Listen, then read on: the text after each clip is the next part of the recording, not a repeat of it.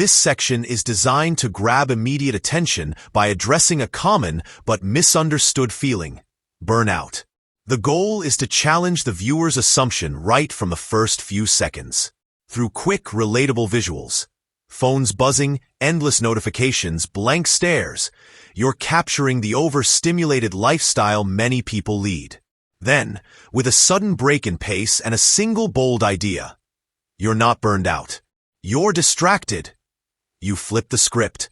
This dramatic shift not only disrupts expectations, but also plants a seed of curiosity. The viewer is now asking themselves, wait, am I actually just distracted?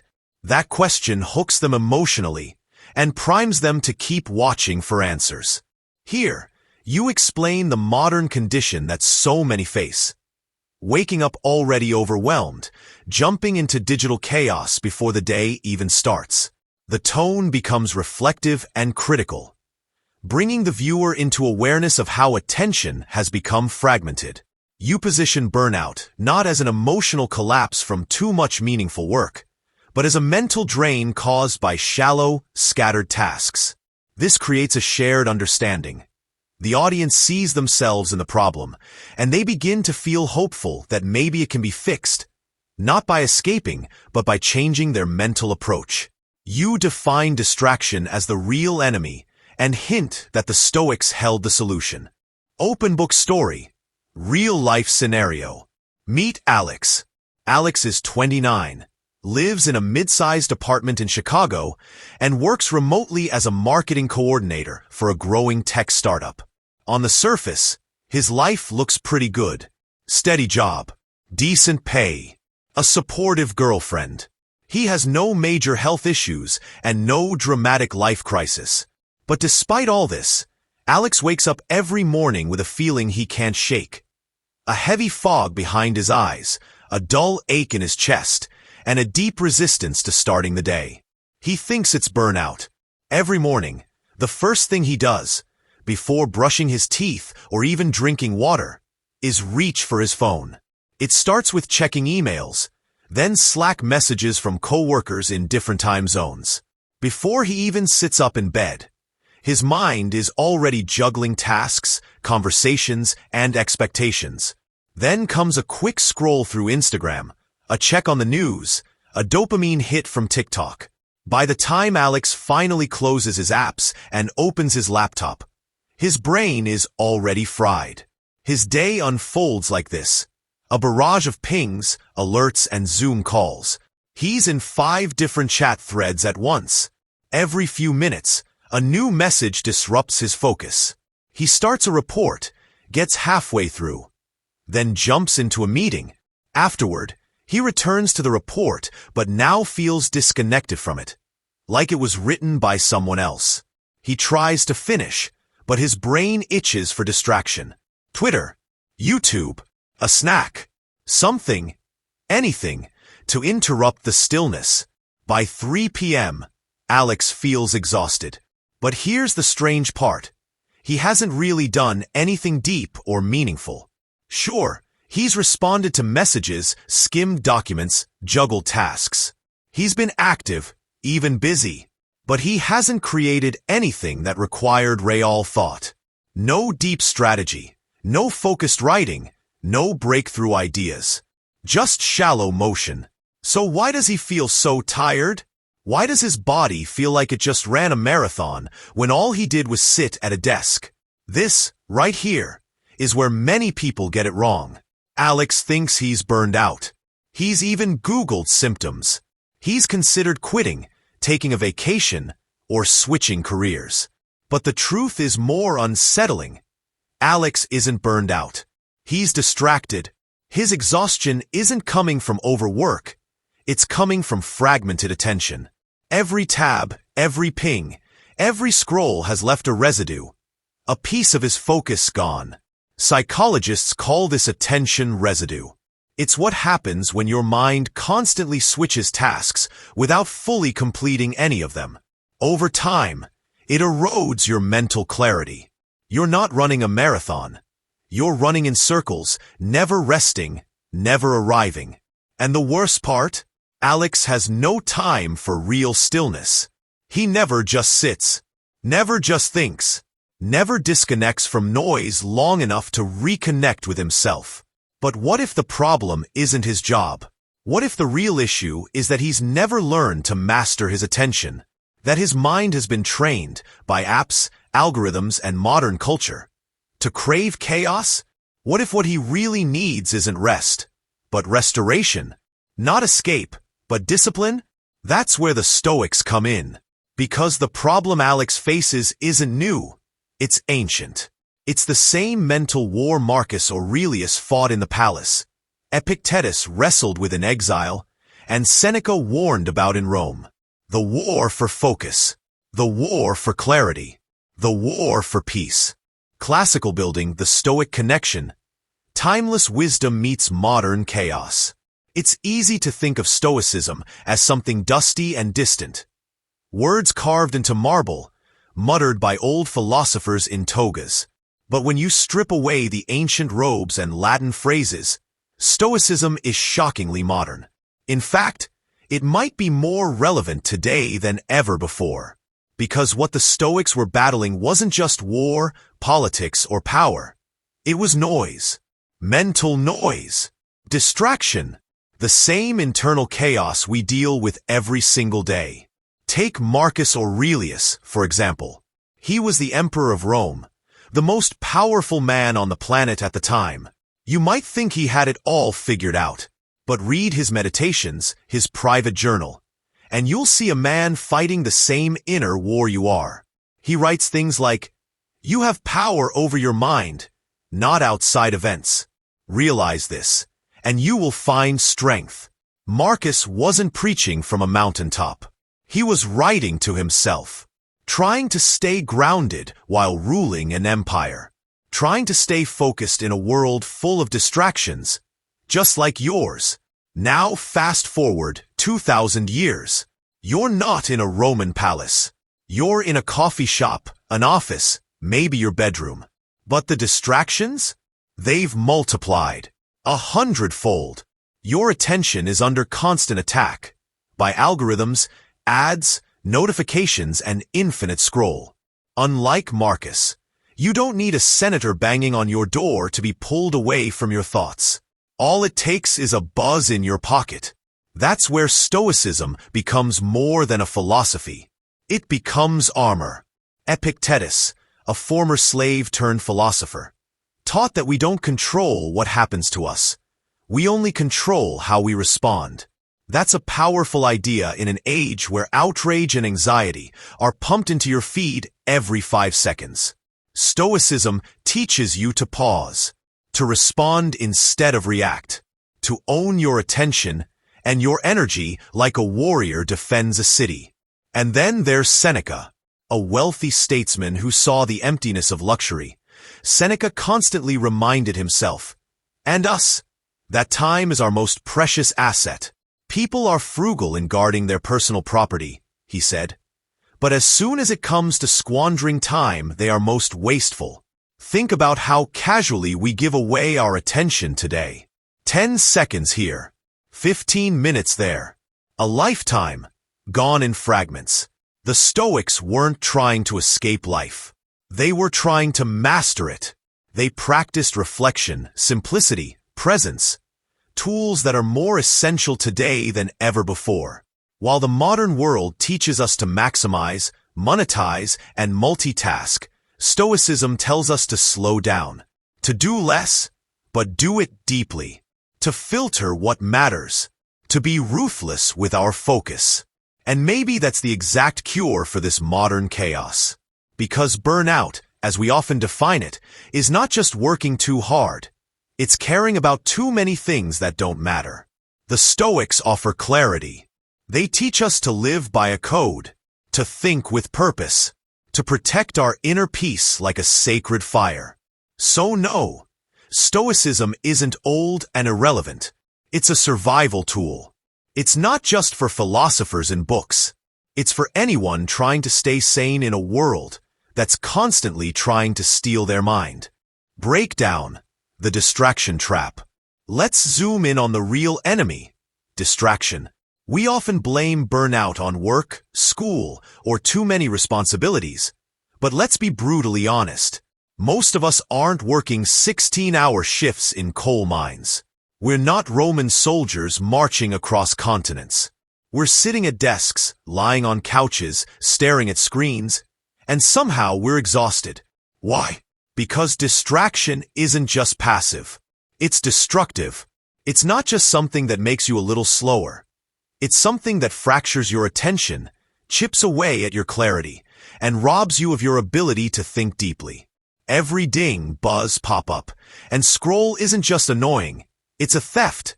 It pulls your mind away from what matters and leaves behind residue. Psychologists even have a name for it: attention residue. The leftover mental clutter from switching tasks too frequently. Your brain starts one thing, gets interrupted, and can't fully return. You lose depth. You lose rhythm. You lose control. Let's take a simple example. Writing an email. Sounds easy, right? But how often do you open your inbox, start typing, then pause to check a notification? You answer a quick DM.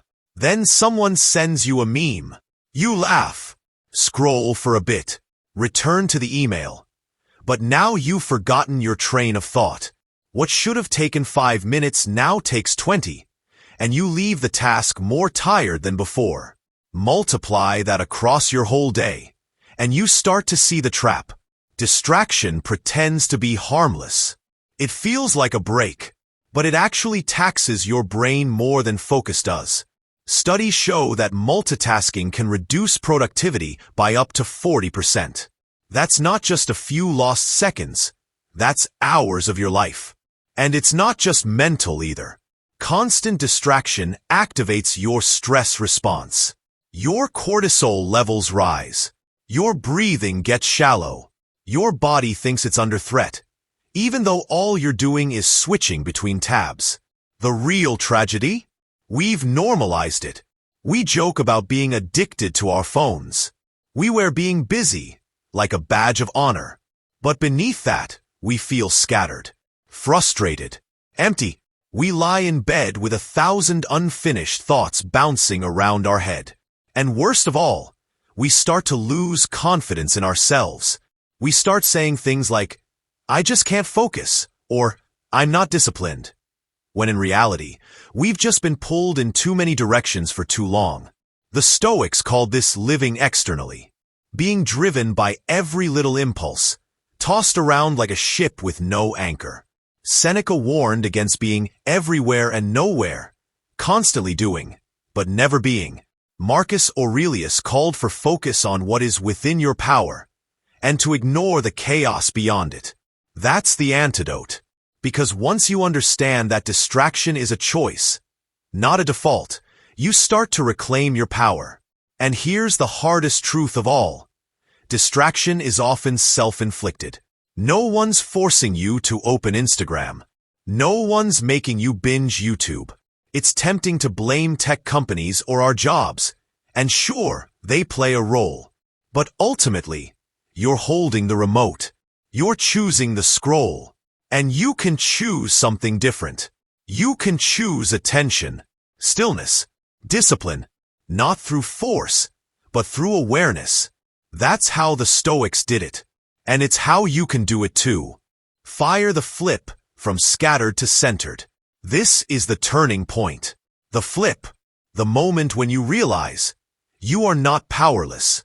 You are not doomed to a life of mindless scrolling, unfinished tasks, and shallow focus. The chaos you feel is not permanent. It's just untrained energy. And just like the Stoics believed, that energy can be shaped.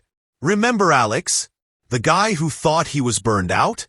Well, things started to change the day he asked himself a powerful question. Not how can I be more productive, but what am I allowing to control my attention? It hit him like a punch. All this time, he'd been blaming work, the algorithm, even life itself. But really, he had never learned to protect his inner space. His mental home had no locks on the doors. Anything could walk in. That's when he started flipping the script. He didn't go off-grid or throw his phone in a lake. He started small. He woke up one morning and, for the first time in years, didn't check his phone for the first 30 minutes. Instead, he sat in silence, journaled, took a walk without earbuds. At first, it felt weird, uncomfortable even, but slowly, he noticed something strange. His thoughts weren't racing. His heart wasn't pounding. There was stillness. Then he added more structure, blocking time for deep work, setting clear limits for social media, even deleting apps on weekdays.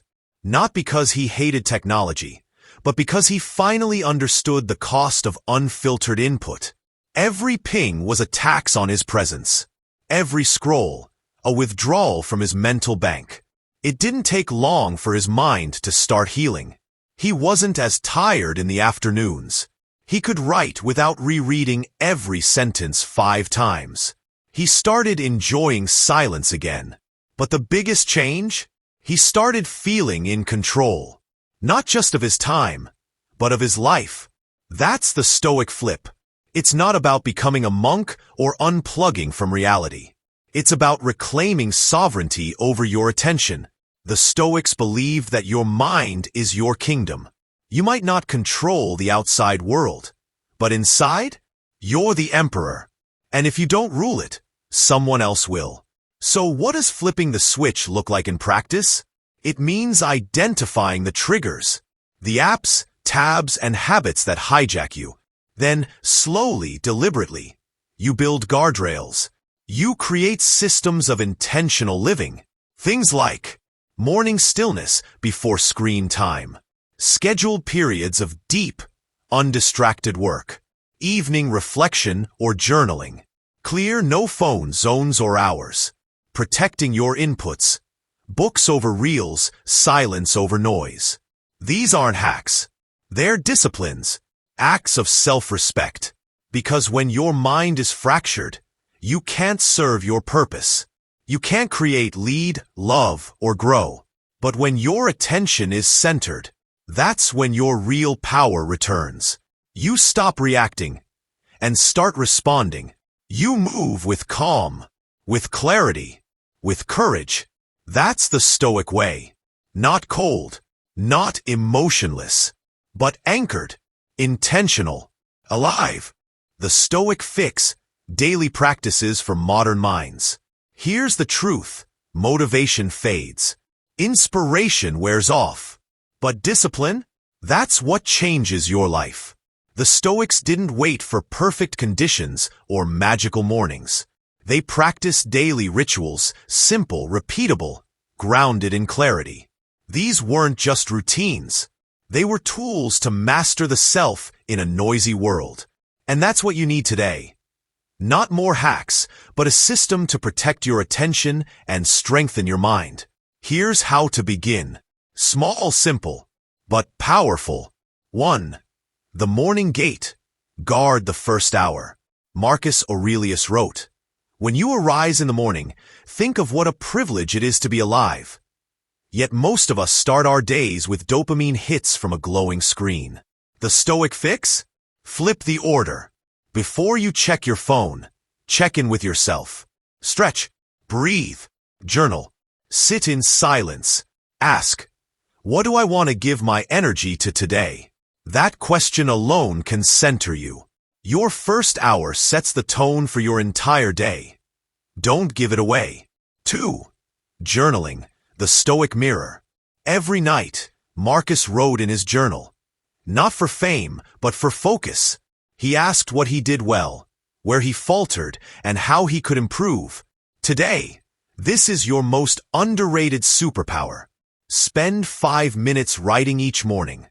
What will I face today, and how will I respond? And 5 minutes at night. Where did I act wisely, and where was I reactive? This daily check-in rewires your brain. It makes your mind your ally, not your enemy. 3. Deep work windows. Enter the arena. Seneca said, "Nothing is ours except time. So protect it." Choose a 90-minute block each day for undistracted deep work. No phone, No notifications. No tab hopping. Just you and the task. It doesn't matter if you're writing, building, studying, or thinking. This is your mental gym. You'll come out sharper, calmer, and more confident. 4. The midday reset. Walk, breathe, reflect. At midday, step away. Not into another screen, but into your body. Go for a short walk. Breathe deeply. Ask, am I living today by choice or by default? This quick reset, 5 minutes of silence or motion, breaks the autopilot. It reconnects you with awareness, and awareness is where discipline begins. 5. Evening discipline, digital sunset.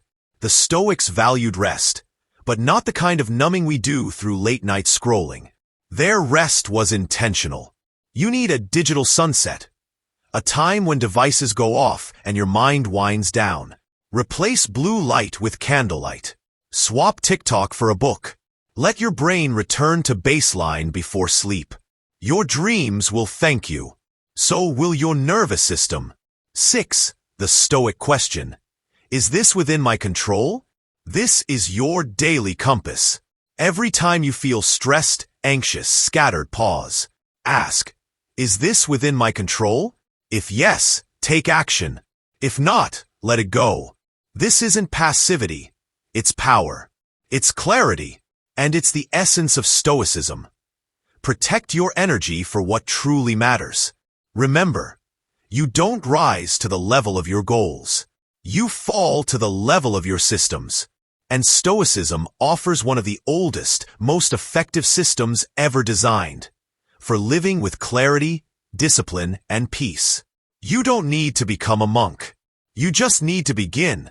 One practice, one day, one focused breath at a time. So there you have it. The Stoic cure for modern burnout.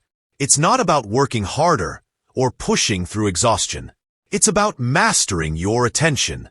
It's about reclaiming your energy and focusing on what truly matters. Just as the Stoics did thousands of years ago. Remember Alex, who thought he was burned out?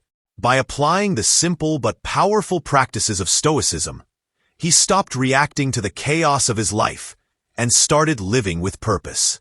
You can do the same, whether it's your morning routine, your work habits, or the way you spend your free time. Every choice you make shapes your day. Choose discipline. Choose focus. Choose to live intentionally. Now, it's your turn. Take one Stoic principle, one practice, and start applying it today. Maybe it's journaling in the morning. Maybe it's cutting back on digital distractions. Whatever it is, commit to it for 1 week and watch how your mind transforms. You'll feel calmer, clearer, and more in control. But I want to hear from you. How are you going to use Stoicism to reclaim your attention? Drop a comment below and share your plan with me. And if you found value in this video, make sure to hit that like button and subscribe for more Stoic insights that can help you thrive in today's world. Stay disciplined, stay focused, and remember, you're not burned out. You're distracted, and you have the power to change that.